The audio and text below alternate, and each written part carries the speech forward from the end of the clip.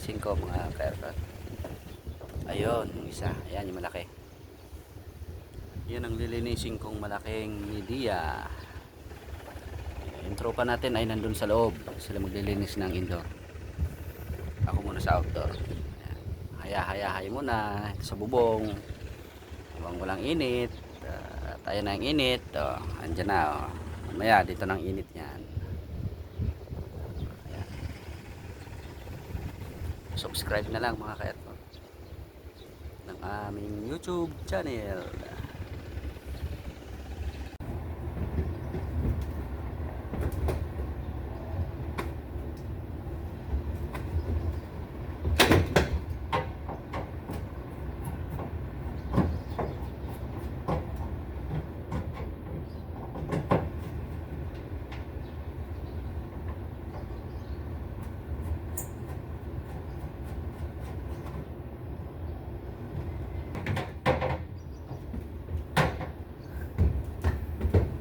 Tanggalin.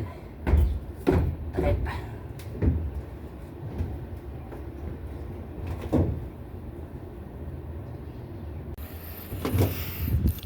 Ayan mga kerko, yung lilinisin kong outdoor. Dumi na rin. Ayan.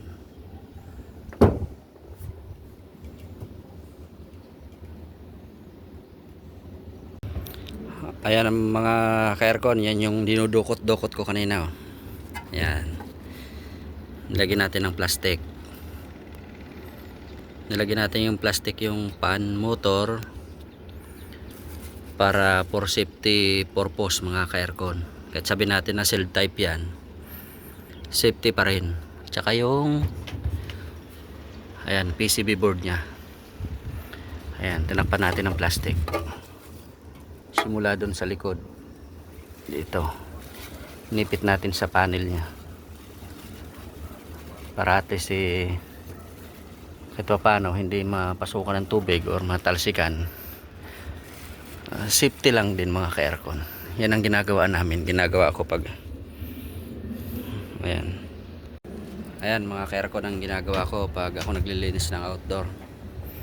Pinaplastic ko yung pan motor tsaka yung PCB board. Pinaplastic ko yan. At kahit di mo natanggalin tong cover sa taas, maplastic mo na yung mga board nya, mabubugan mo na yan simula sa sulok-sulok, tapos sa loob, at pagkatapos dyan dito na sa labas. Ayan. Importante dyan matakpan yung motor tsaka yung PCB board nya para safety, kasi sa atin din ang balik nyan pag nagkaroon ng problema lalo sa paglilinis. Para naman sa atin mga ka-aircon ay for safety lang. Ayan ang ginagawa namin pag kami naglilinis. Takpan ng plastic. Kasi ang pan motor minsan may butas yun sa ilalim. Kaya nagsisiguro lang din. Kahit na sabihin natin na pwedeng magpasahin, tayo din naman ang mahihirapan dyan mga ka-aircon. Dahil tayo sa atin din ang bato nyan pag sa atin nagkaroon ng problema. Ayan.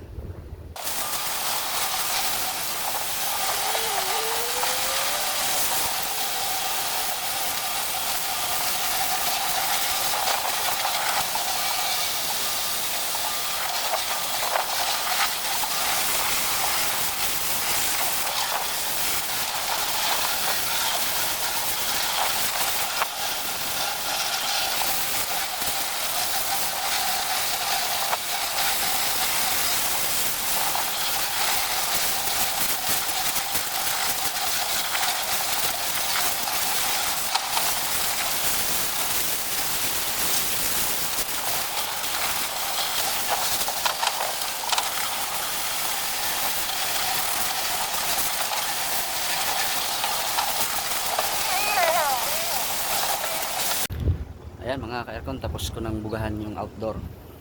Natakpan ko na rin. Ayan po, maraming salamat sa panonood. Pakisuporta naman po ang aming channel. Maraming salamat po.